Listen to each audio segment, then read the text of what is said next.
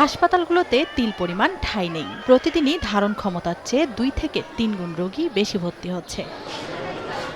বাগেরহাট সদর হাসপাতালে হামের উপসর্গ নিয়ে ভর্তি শতাধিক শিশু। 36 বেডের পরিবর্তে শতাধিক রোগী ভর্তি হওয়ায় হাসপাতালের মেঝেতে রেখে দেওয়া হচ্ছে চিকিৎসা দিতে গিয়ে হিমশিম খাচ্ছে চিকিৎসকরা।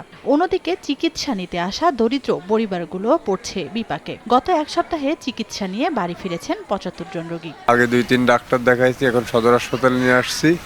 এখন ডাক্তার দেখতেছে কিন্তু কোনো পরিবর্তন পাচ্ছে না। 2-3 দিন জ্বরের পর হসপিটালে নিয়ে আসছি, তারপর চিকিৎসার পরে আস্তে আস্তে জ্বর কমছে। কালকে একটু ভালো দেখছিলাম, আবার সকালে থেকে আবার অতিরিক্ত কাশি উঠেছে। প্রায় প্রতিদিন 100 রোগী থাকে, কিন্তু এত রোগীর সেবা দিতে গিয়ে আমরা হিমশিম খেয়ে যাচ্ছি। যশোরে গত 24 ঘন্টায় নতুন করে 4 জন সন্দেহভাজন রোগী হাসপাতালে ভর্তি হয়েছেন। এখন পর্যন্ত চিকিৎসাধীন 20 রোগী। পরিস্থিতি মোকাবেলায় স্বাস্থ্য বিভাগ টিকাদান কার্যক্রম জোরদার করার পাশাপাশি হাসপাতালে আলাদা 250 শয্যা আইসোলেশন ওয়ার্ডের ব্যবস্থা করা হয়েছে বলে জানান কর্মকর্তা। গত 3 দিনে 40 জন রোগী সুস্থ হয়ে বাড়ি ফিরেছেন। গায়ে গুটি উঠছিল, তাও ওইটাও সেরে গেছিল। সেরে যাওয়ার পরে এখন এই 4-5 দিন ধরে এইরকমের গায়ে দিয়ে ভরে গেছে সব।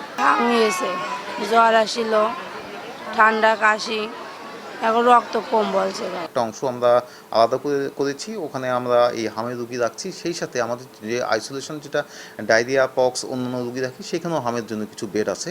এই দুইটা মিলে আমরা কার্যক্রম করছি। বর্তমানে খুলনা মেডিকেল হাসপাতালে ভর্তি 31 রোগী, যাদের অধিকাংশ 1 মাসের কম বয়সী শিশু। তানজিনা তাসনিম, সময় সংবাদ।